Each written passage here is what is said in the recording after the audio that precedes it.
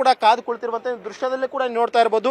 ಯಾವಾಗ ಪ್ರಜ್ವಲ್ ರೇವಣ್ಣಗೆ ಶಿಕ್ಷೆ ಪ್ರಕಟ ಆಯಿತೋ ಇಮಿಡಿಯೇಟ್ ಆಗಿ ಪೊಲೀಸರನ್ನು ಕೂಡ ಹೆಚ್ಚುವರಿಯಾಗಿ ಕರೆಸ್ಕೊಂಡ್ರು. ಯಾಕಂದ್ರೆ ಆತನ ಪೊಲೀಸ್ ಭದ್ರತೆಯಲ್ಲಿ ಪರಪ್ಪನ ಅಗ್ರಹಾರಕ್ಕೆ ಬಿಡಬೇಕಾದ ಕಾರಣಕ್ಕೋಸ್ಕರ ಮತ್ತು ಯಾವುದೇ ಲೋಪದೋಷಗಳು ಮತ್ತು ಲಾ ಅಂಡ್ ಆರ್ಡರ್ ಇಶ್ಯೂಸ್ ಆಗಬಾರ್ದು ಅನ್ನೋ ನಿಟ್ಟಿನಲ್ಲಿ ಹೆಚ್ಚುವರಿಯಾಗಿ ಪೊಲೀಸರನ್ನು ಕೂಡ ಈಗಾಗಲೇ ಕೋರ್ಟ್ ಹಾಲ್ನ ಮುಂಭಾಗಕ್ಕೆ ಭದ್ರತೆಗಾಗಿ ನಿಯೋಜನೆಯನ್ನ ಮಾಡ್ಕೊಂಡಿದ್ದಾರೆ. ಈಗಾಗಲೇ ಪ್ರಜ್ವಲ್ ರೇವಣ್ಣ ಬರೋದಕ್ಕೆ ಈಗಾಗಲೇ SIT ಅಧಿಕಾರಿಗಳು ಕೂಡ ಕಾಯ್ತಾ ಇರುವಂತದ್ದು. ಯಾಕಂದ್ರೆ SIT ಅಧಿಕಾರಿಗಳಿಗೆ ಆತನನ್ನ ತಮ್ಮ ಕಸ್ಟಡಿಗೆ ಪಡ್ಕೊಳ್ಳಿ ಅಂತ ಹೇಳಿದ್ರು. ಯಾಕಂದ್ರೆ ಅವರ ಭದ್ರತೆಯಲ್ಲಿ ಆತನನ್ನ ಪರಪ್ಪನ ಅಗ್ರಹಾರ ಕೂಡ ಕಳಿಸ್ಕೊಡ್ಬೇಕಾಗಿದೆ. ಆ ಒಂದು ಕಾರಣಕ್ಕೋಸ್ಕರ ಕೆಳಗಡೆ, ಯಾಕಂದ್ರೆ ಬೇರೆ ಪ್ರಕರಣದ ವಿಚಾರಣೆ ಈಗಾಗಲೇ ಕೋರ್ಟ್ ಹಾಲ್ನಲ್ಲಿ ಆಗ್ತಿರುವಂತಹ ಕಾರಣಕ್ಕೋಸ್ಕರ ಮತ್ತು ಇದು ಅತ್ಯಾಚಾರದಂತ ಸೂಕ್ಷ್ಮ ಪ್ರಕರಣ ಆಗಿರುವಂತಹ ಕಾರಣಕ್ಕೋಸ್ಕರ ಕೋರ್ಟ್ ಹಾಲ್ನ ಒಳಗಡೆ ಯಾರಿಗೂ ಕೂಡ ಎಂಟ್ರಿ ಇರೋದಿಲ್ಲ.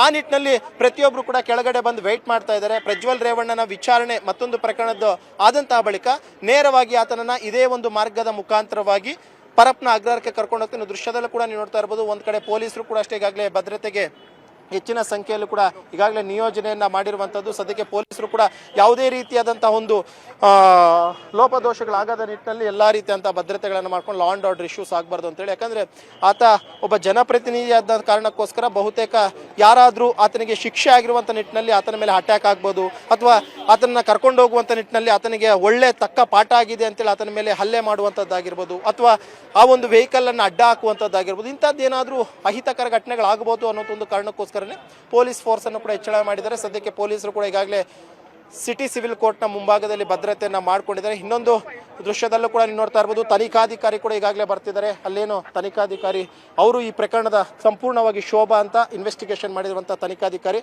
ಅವರು ಕೂಡ ಈಗಾಗಲೇ ವಕೀಲರ ಜೊತೆ ಚರ್ಚೆಯನ್ನು ಕೂಡ ಈಗಾಗಲೇ ಮಾಡ್ತಾ ಇರುವಂತದ್ದು. ಅವರು ವಕೀಲರು ಕೂಡ ಈಗಾಗಲೇ ಚರ್ಚೆ ಮಾಡ್ತಾರೆ. ಬಹುತೇಕ ಈಗ ಮಾಧ್ಯಮವನ್ನು ಉದ್ದೇಶಿಸಿ ಅವರು ಕೂಡ ಈ ಒಂದು ತೀರ್ಪೇನು ಏನಿಗೆ ಅಂತ ಬರ್ಬಿಟ್ಟು ಅವರು ಕೂಡ ಮಾಧ್ಯಮದವರು ರಿಯಾಕ್ಟ್ ಮಾಡುವಂತ ಸಾಧ್ಯತೆ ಇದೆ. ಅದಕ್ಕೆ ತನಿಖಾಧಿಕಾರಿಗಳು ಕೂಡ ಅಷ್ಟೇ SPP ವಕೀಲರ ಜೊತೆ ಕೂಡ ಅವರು ಕೂಡ ಚರ್ಚೆಯನ್ನ ಮಾಡ್ತಾ ಇದ್ದಾರೆ. ಯಾಕಂದ್ರೆ ಇದು ಒಂದು ಒಳ್ಳೆಯ ಆದೇಶ ಅಂತಾನೆ ಪ್ರತಿಯೊಬ್ಬರು ಕೂಡ ಅಷ್ಟೇ ಭಾವಿಸ್ತಾ ಇರುವಂತಹದ್ದು. ಸದ್ಯಕ್ಕೆ ಅಲ್ಲಿ ಏನು ಈಗಾಗಲೇ ಕಾಣ್ತಾರೆ ಅವರು ಈ ಪ್ರಕರಣದ ಸಂಪೂರ್ಣವಾದಂತಹ ಇನ್ವೆಸ್ಟಿಗೇಷನ್ ಮಾಡಿರುವಂತಹ ತನಿಖಾಧಿಕಾರಿ ಶೋಭಾ. ಯಾಕಂದ್ರೆ ಈ ಅತ್ಯಾಚಾರದಂತಹ ಪ್ರಕರಣದಲ್ಲಿ ಅದರಲ್ಲಿ ಹೆಣ್ಮಕ್ಳ ಮೇಲೆ ನಿರಂತರವಾದ ಅತ್ಯಾಚಾರಗಳು ಮಾಡಿದಂತ ಕಾರಣಕ್ಕೋಸ್ಕರನೇ SIT ರಚನೆ ಮಾಡಿದ್ದು. SIT ಉಸ್ತುವಾರಿಯನ್ನು ಕೂಡ ಓರ್ವ ಮಹಿಳಾ IPS ಅಧಿಕಾರಿ ಕೊಟ್ಟಿದ್ರು. ಜೊತೆಗೆ ತನಿಖಾಧಿಕಾರಿಯನ್ನು ಕೂಡ ಅಷ್ಟೇ ಓರ್ವ ಮಹಿಳಾ ಆಫೀಸರ್ಗೆ ಕೊಟ್ಟಿದ್ರು.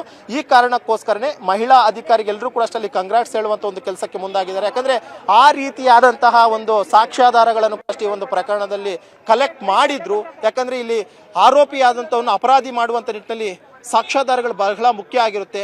ಆ ನಿಟ್ಟಿನಲ್ಲಿ ಅವರೆಲ್ಲ ರೀತಿಯಂತ ಸಾಕ್ಷ್ಯಗಳನ್ನು ಕಲೆಕ್ಟ್ ಮಾಡಿದ್ರು. ಈಗ ಸದ್ಯಕ್ಕೆ ಅವರ ಒಂದು ಸಪೋರ್ಟಿವ್ ಸ್ಟಾಫ್ ಆಗಿರ್ಬೋದು ಅಥವಾ ಅಲ್ಲಿನ ವಕೀಲರಾಗಿರ್ಬೋದು ಅವ್ರಿಗೆ ಕಂಗ್ರಾಟ್ಸ್ ಹೇಳುವಂತ ಒಂದು ಕೆಲಸಕ್ಕೂ ಕೂಡ ಈಗಾಗಲೇ ಮುಂದಾಗ್ತಾ ಇದ್ದಾರೆ. ಇನ್ನೊಂದೇನು ಅಂತಂದ್ರೆ ಪ್ರಜ್ವಲ್ ರೇವಣ್ಣ ಇನ್ನೊಂದು 30 ರಿಂದ 40 ನಿಮಿಷದಲ್ಲಿ ಬಹುತೇಕ ವಿಚಾರಣೆಯನ್ನು ಮುಗಿಸಿ ಹೊರಗಡೆ ಬರುವಂತಹ ಸಾಧ್ಯತೆ ಇದೆ. ನೀವು ನೋಡ್ತಾ ಇರಬಹುದು ಸಂಪೂರ್ಣವಾಗಿ SIT ಟೀಮ್ ಏನಿತ್ತು ಮತ್ತು ಅವರ ಸಪೋರ್ಟಿವ್ ಸ್ಟಾಫ್ ಏನಿತ್ತು ಮತ್ತು ಅಡ್ವೊಕೇಟ್ಸ್ ಏನಿತ್ತು ಎಲ್ಲರೂ ಕೂಡ ನೀವು ನೋಡ್ತಾ ಇರಬಹುದು. ಅಲ್ಲಿ ಕನ್ನಡಕ ಹಾಕೊಂಡು ಬರ್ತಿರುವಂತವ್ರು SPP ಜಗದೀಶ್ ಅವರೇ ಸಂಪೂರ್ಣವಾಗಿ ಜೀವಾವಧಿ ಶಿಕ್ಷೆ ಬೇಕು ಅಂತೇಳಿ ಆರ್ಗ್ಯೂ ಮಾಡಿದಂತಹ ಒಂದು SPP ಅವರು ಕೂಡ ಈಗಾಗಲೇ ಬರ್ತಿದ್ದಾರೆ. ಬಹುತೇಕ ಈಗ ಈ ಒಂದು ವಿಚಾರವಾಗಿ ಅವರು ಕೂಡ ಅಷ್ಟೇ ಮಾತನಾಡ್ತಾರೆ. ಮತ್ತೊಂದು ಕಡೆ ಅಶೋಕ್ ನಾಯಕ್ ಅವರನ್ನು ಕೂಡ ಅಷ್ಟೇ SPP ಆಗಿ ನೇಮಕ ಮಾಡಿತ್ತು. ಅಶೋಕ್ ನಾಯಕ್ ಅವರು ಕೂಡ ಈಗಾಗಲೇ ಬರ್ತಿದ್ದಾರೆ. ಸಂಪೂರ್ಣವಾಗಿ ಇವತ್ತು ಜಡ್ಜ್ಮೆಂಟ್ ನ ಬಗ್ಗೆ ಆಗಿರ್ಬೋದು ಪ್ರತಿಯೊಂದನ್ನು ಕೂಡ ಅಷ್ಟೇ ಅವರು ಕೂಡ ಅಷ್ಟೇ ಮಾತನಾಡಿಸ್ತಾರೆ.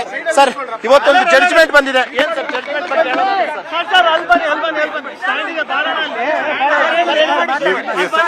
ಸೈಲೆಂಟ್ ಇದ್ರೆ ಮಾತಾಡ್ತಾರೆ.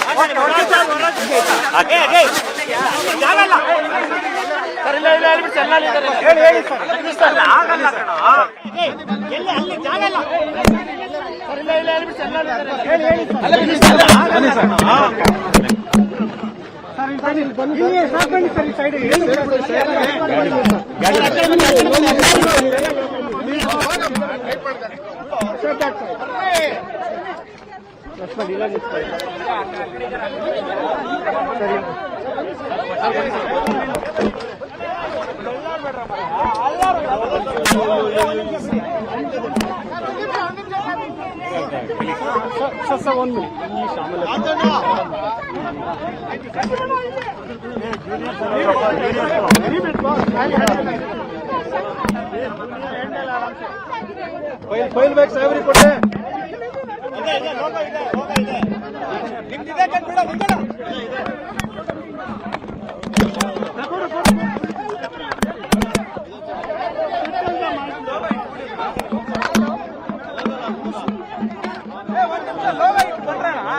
ಲೋಗೋ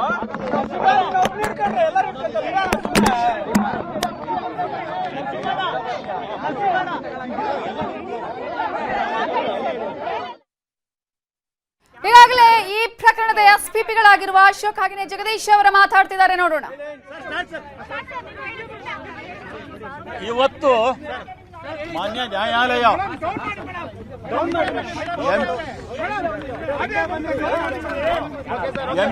ಎಂಪಿ ಮತ್ತು ಎಂಎಲ್ಎ ವಿಶೇಷ ನ್ಯಾಯಾಲಯ ಈಗಾಗಲೇ ಶಿಕ್ಷೆ ವಿಧಿಸಿದಂತ ಆರೋಪಿ ಪ್ರಜ್ವಲ್ ರೇವಣ್ಣ ಮಾಜಿ ಎಂಪಿ ರವರಿಗೆ ಜೀವಾವಧಿ ಶಿಕ್ಷೆಯನ್ನ ವಿಧಿಸಿದೆ. ಜೀವಾವಧಿ ಶಿಕ್ಷೆ ಅಂದರೆ ಆ ಕಾನೂನಿನಲ್ಲಿರುವಂತೆ ಸಂಪೂರ್ಣ ಜೀವನದ ಉದ್ದಕ್ಕೂ ಜೈಲಿನಲ್ಲಿ ಇರಬೇಕಾಗತ್ತೆ. ಮತ್ತು ಅದಲ್ಲದೆ ನಾವೇನು ಪ್ರಾಸಿಕ್ಯೂಷನ್ ಪರವಾಗಿ ಯಾವ್ಯಾವ ಕಲಂಗಳನ್ನು ಅನ್ವಯಿಸಿದೀವೋ ಎಲ್ಲ ಕಲಂಗಳಲ್ಲಿಯೂ ಸಹ ಪ್ರತ್ಯೇಕ ಶಿಕ್ಷೆಗಳನ್ನು ವಿಧಿಸಿದೆ.